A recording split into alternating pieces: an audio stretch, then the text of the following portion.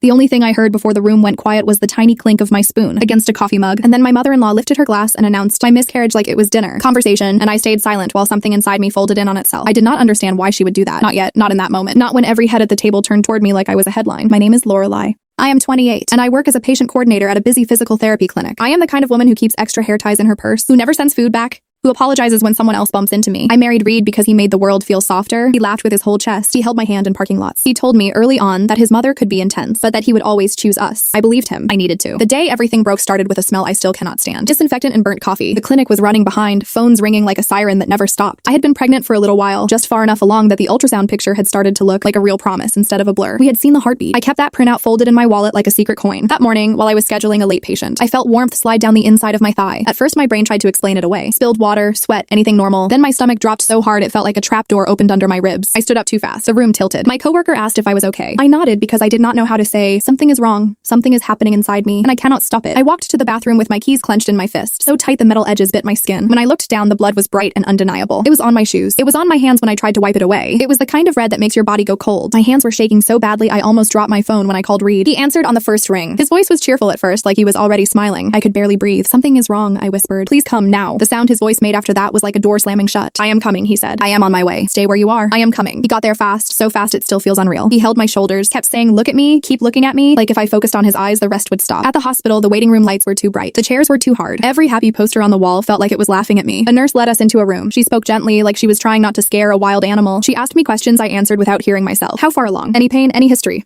Then came the ultrasound. I stared at the screen and waited for that flicker we had seen before, that little stuttering light that had made Reed cry in a way I had never seen from him. But the screen stayed still. The silence in the room got heavier, like air turning to water. The doctor cleared her throat and said the word spontaneous, like it was a weather report. She said, nothing you did caused this. These things happen. Most of the time we never know why. Nothing you did. It was supposed to help. It did not. It just gave my mind something to argue with, because all I could think was, and why does it feel like my body betrayed me on purpose? Reed put his hands over his face and made a sound I cannot forget. Not a sob. Something deeper. Something torn. I reached for him even though I felt hollow. I held him and whispered, I am sorry, because I did not know what else to say. He shook his head and whispered back, do not. It is not your fault. We promised we would not blame you. We promised. We promised a lot of things in that hospital room. We promised we would get through it. We promised we would not let anyone into our grief. We promised, especially, that we would not tell his mother until I could breathe again. His mother, Greer, treated privacy like a rumor. She collected other people's pain like it was proof of her importance. 3 days after the hospital, I sat on my kitchen floor in sweatpants that did not fit right anymore. The house was quiet in that way that makes your thoughts echo. I had a tiny onesie in my lap, a ridiculous little piece of fabric I had bought on a lunch break because I could not help myself. It had a stupid little star on the chest. It was still tagged. I pressed it to my face and cried until my throat burned. The front door opened. Not a knock, not a call, just the sound of a key turning like my house did not belong to me. Greer walked in carrying a casserole dish like she was arriving for a holiday. Her perfume hit me before her voice did. Something floral and sharp. She found me on the floor and paused. Her lips tightened the way they did when she saw something she considered messy. This is quite a scene, she said softly. I tried to stand. My knees shook so hard I had to grab the counter. I lost the baby I managed. Her expression shifted into something almost tender. She came closer and sat beside me. She took my hands, her fingers cold against my skin, and she put on her softest voice, oh honey, stress causes these things. You work too much. You push yourself too hard. You should have taken better care of yourself. The words landed like stones. Reed's jaw tightened. He opened his mouth, but I shook my head at him, barely. I did not have the energy for a fight. I barely had the energy to breathe. Greer patted my hand and sighed, like she was the one carrying the grief. My poor son, she whispered. He must be devastated. Then she looked at me again, eyes wide and sincere, and she said, my word, I will not tell a soul. I swear, hand over heart.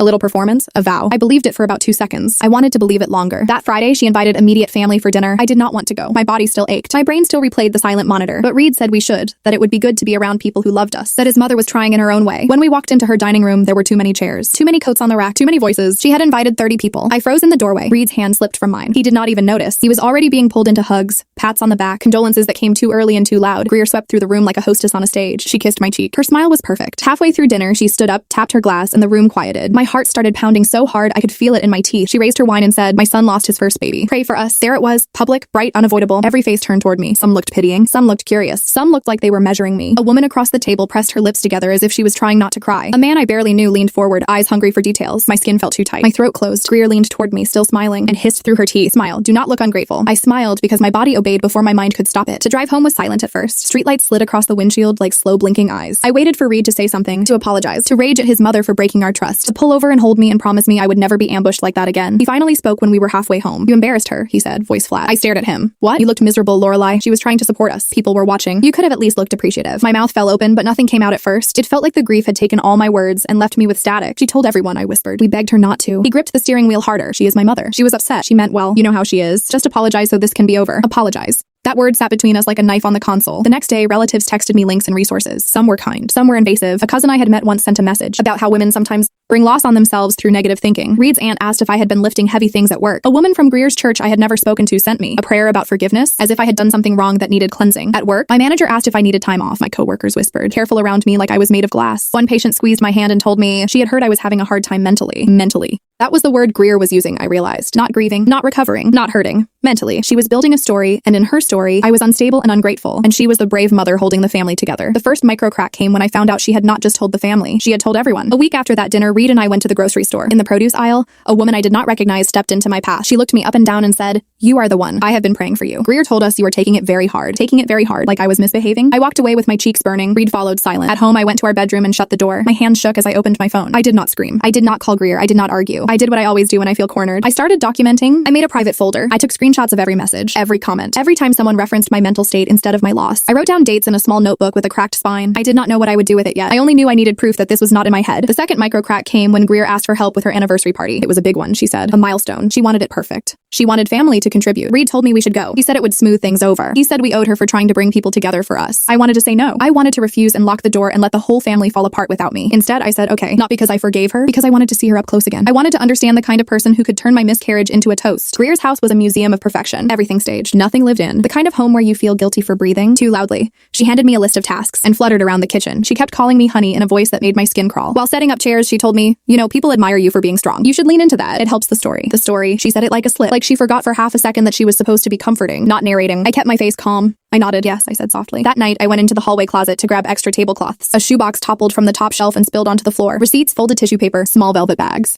I picked up one receipt and stared. Jewelry, expensive, the kind of thing Greer never wore. She was always talking about modesty, about not needing worldly things. My pulse sped up not because of the money, but because something felt off. I slid the receipts back into the box and stood up, ready to put it away and forget it, when I heard her phone buzz on the nightstand in the guest room. I was only walking past. I did not plan to look. The screen lit up anyway, bright in the dim room, and a preview line appeared. "Last night was perfect. I still taste your lipstick." I stopped breathing. My hand hovered over the phone like it belonged to someone else. Then the screen dimmed and the house behind me sounded too quiet, like it was waiting to see what I would do next. Quick pause. When I'm editing late at night, it can get lonely, and your comments are the thing that reminds me real people are listening. Like, subscribe and tell me your city and country. All right, now let me take you back. I stared at that locked screen, heart hammering, and I thought about Greer's smile at that dinner table, the way she hissed at me to look grateful, the way she had turned my pain into a performance. My fingers were steady when I picked up the phone, because grief had taken a lot from me, but it had also taken my fear. The passcode was not a passcode at all. It was her wedding anniversary spelled in letters, like a joke only she would understand. I did not feel triumphant when the phone opened. I felt nauseous, like I had stepped into someone else's house barefoot and found something wet on the floor. Her messages were right there, lined up neatly, like confessionals stacked on a shelf. A man's name saved under a harmless contact label, something like plumbing quote to first thread. I opened, showed a photo of a hotel key card. The next showed a man's hand on her knee in a dim restaurant booth. Then came a selfie of Greer in the same pearl earrings she wore to church, lips pursed like she was a teenager sneaking out. I scrolled, slow at first, trying to convince myself I was misreading it. I was not.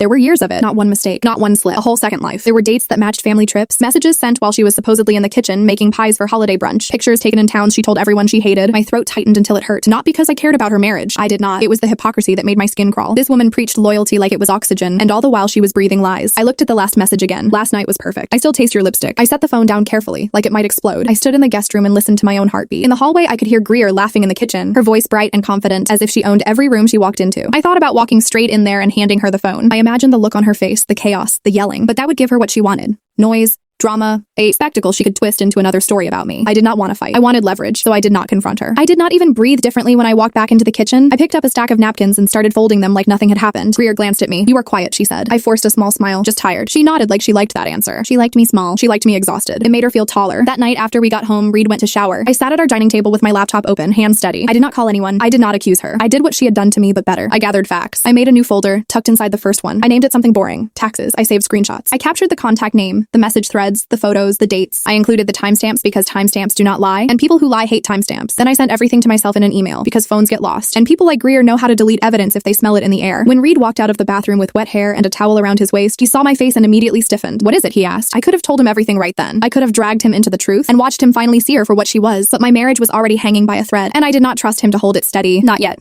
I closed the laptop and said, "Nothing, just work." He did not believe me. I could see it in his eyes, but he was tired and he wanted the quiet version of me, the version that swallowed things, so he let it go. The next day, Greer called and asked if I could come over early to help with the centerpiece arrangements. Her tone was sugary, but underneath it was that familiar command, like my time belonged to her. I said yes. I said yes because I wanted to watch her. I wanted to see if guilt lived anywhere in her body. I wanted to understand how someone could be so sure of their own righteousness while doing things that would destroy other people. When I arrived, the living room looked like a wedding. Magazine exploded. Flowers, candles, matching linens, everything coordinated. Everything curated to make her look like a woman with a perfect life. Greer waved me in. There she is, she sang. Our brave girl. I hated how she said brave, like it was a costume she dressed me in. Like grief was a role in her play. I went to the dining table and started arranging napkin rings. Greer floated around, issuing instructions, checking angles, snapping pictures for social media. At one point, she leaned down close to my ear and whispered, I know the last few weeks have been hard for you. People have been asking questions. My fingers paused on the napkin ring. Questions? She sighed softly, like she was burdened by my existence. About how you have been coping. About your moods. About whether you are taking care of yourself. You know I tell them you are doing your best, but you make it difficult when you look so unhappy. I turned my face toward her slowly. I kept my voice quiet. I lost a pregnancy. I am allowed to be unhappy. Her smile did not move. She patted my shoulder. Of course, but we have to be mindful of how things appear. Appear. That word again. The world as a stage. Her as the director. I lowered my eyes and said, you are right. I will be mindful. She straightened, satisfied. She loved compliance. She loved thinking she had won. Micro twist number 1 was realizing she did not just want control over my behavior. She wanted control over the narrative of my body. She wanted a version of my loss that made her look powerful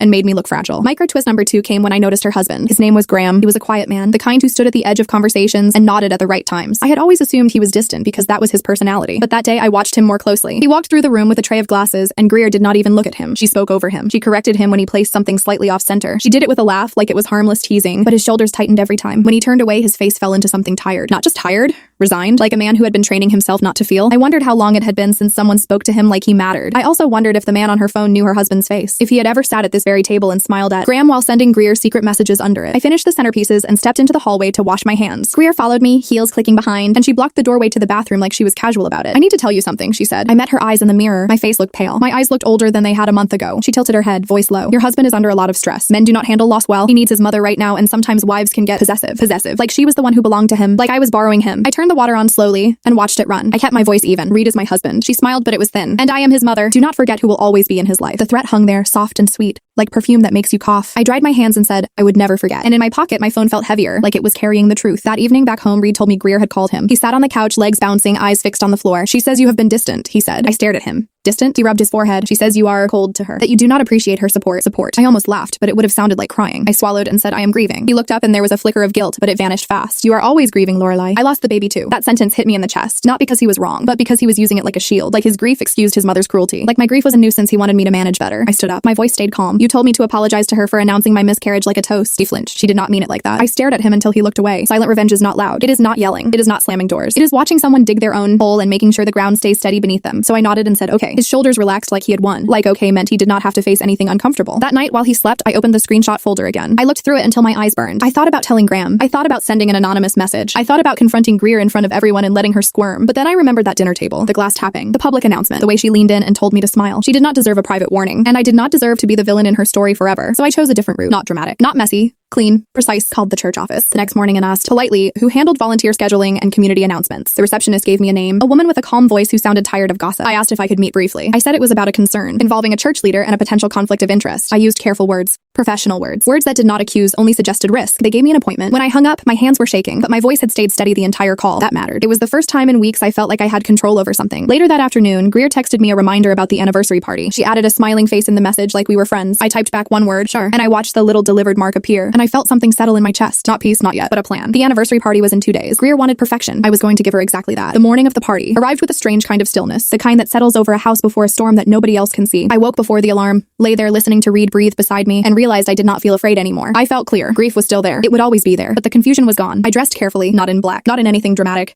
just a simple blue dress. The kind you wear when you are not trying to be noticed. I tied my hair back, put on minimal makeup, and looked at myself in the mirror for a long time. I did not see the woman Greer kept describing to everyone. I did not see unstable. I did not see fragile. I saw someone who had been pushed too far and had finally stopped apologizing for standing upright. Reed barely looked up from his phone as we left. He was already tense, already preparing to manage whatever emotional performance his mother had planned for the evening. He still thought this was just another family gathering we needed to survive. He had no idea what was already in motion. The party was enormous. Strings of lights across the backyard, white tablecloths, caterers moving in coordinated lines, a banner with gold lettering celebrating a marriage that I now knew had not been faithful for a very long time. Greer stood near the entrance greeting guests like royalty. She hugged people, laughed loudly, accepted compliments about how beautiful everything looked. When she saw me, her smile widened just enough to look genuine to everyone else. There she is, she said, taking my hands. Thank you for helping with all of this. Her grip tightened slightly, a private signal. I smiled back, of course. I did not pull away. Guests filled the yard. Conversations blended into a low hum. At one point, I noticed Graham moving from table to table, making sure everyone had drinks, thanking people for coming, being gracious in a way that felt practiced and lonely. I met his eyes once. He nodded politely. Nothing more. He did not know yet. Greer eventually took the microphone. She loved microphones, loved the authority of them, the way people automatically automatically stopped talking when she raised one. She tapped it gently. The same sound that had echoed across that dinner table weeks earlier. No one is watching. I exhaled slowly. Earlier that afternoon, before we arrived, I had already delivered copies of the documentation to the church leadership, along with a calm written statement expressing concern about behavior that could damage the community if it surfaced later. No accusations, just facts, dates, screenshots, context. I did not expose anything publicly. I simply made sure the right people had the truth. Now, as Greer continued speaking, I saw a small movement near the edge of the crowd. 2 members of the church board had arrived quietly. They were standing with Graham, speaking in low voices. He looked confused at first. Then he looked at the folder one of them handed him. His expression changed slowly. Not explosive, not dramatic. Just a man realizing that something he trusted had been hollow for a long time. Greer was still talking, still smiling, still performing. She had not noticed yet. I did not interrupt her. I did not walk on stage. I did not take the microphone. I simply stood there and let the moment unfold without me. One of the board members approached her gently when she finished speaking. They asked if she could step aside for a private conversation. She looked irritated, but she followed. She still thought she controlled every room she entered. A few minutes later, her voice carried back across the yard. Not loud, just sharp, shocked. People began murmuring. Conversation shifted. Something was clearly wrong, but no one knew what. No spectacle. No explanation. Exactly what she had denied me weeks earlier. Reed looked at me confused. Do you know what is going on? I met his eyes calmly. I think the truth finally showed up, I said. He stared at me like he was trying to read something he had ignored for too long. Greer did not return to the party. Graham did, though. He walked back slowly, sat down at one of the empty tables, and rested his hands on the surface like he needed to feel something solid. People approached him cautiously. He thanked them. He did not look embarrassed. He looked relieved. Later, when the guests had begun to leave, Reed pulled me aside. Did you do something? He asked quietly. I did not accuse her, I said. I did not argue. I just told the truth to the people responsible for handling it. He searched my face. For the first time in weeks, he was not defensive. He was not repeating his mother's words. He was just listening. Why did you not tell me first? He asked. Because you were not ready to hear me, I answered, and I was tired of begging to be believed. He did not argue with that. We stood there in the fading light, the decorations already starting to look tired without her energy, forcing them to shine. The performance was over. Reality had taken its place. In the weeks that followed, things changed quietly. Greer stopped calling. The church removed her from leadership roles pending review. Graham moved into a smaller house across town. He sent me a handwritten note one afternoon. It did not mention details. It only said thank you for choosing dignity instead of humiliation. Reed and I started therapy. Real therapy. The kind where silence is not allowed to hide things. It was not easy. Some days we barely spoke. Some days we talked for hours. But for the first time since the hospital, we were facing the same direction. I still kept the tiny onesie, not as a symbol of loss, as a reminder that some things are fragile, and that fragility deserves protection, not performance. Greer had wanted control of the narrative. Instead, she lost the audience. And I did not raise my voice once. I just stopped letting her write my story. Sometimes justice is not loud. Sometimes it is simply the moment the truth no longer needs permission to exist. That was enough. Now I want to step out of the story for a minute and talk to you like a real person. When something painful happens, people rush to explain it. They want control. They want meaning. That is not comfort. That is fear wearing nice clothes. What I learned is that manipulation does not always look aggressive. Sometimes it looks helpful. Sometimes it sounds polite. Sometimes it hides inside concern. And when you are grieving, you are vulnerable to that. Because you are tired. Because you want someone else to hold the weight for a while. But silence can also be power, not the silence of hiding. The silence of refusing to perform. You do not have to prove your pain to anyone. You do not have to argue with people who already decided who you are. You just live. You document. You choose your moment. And when you act clean. No chaos, no revenge speech. Just truth placed where it cannot be ignored. That changes everything.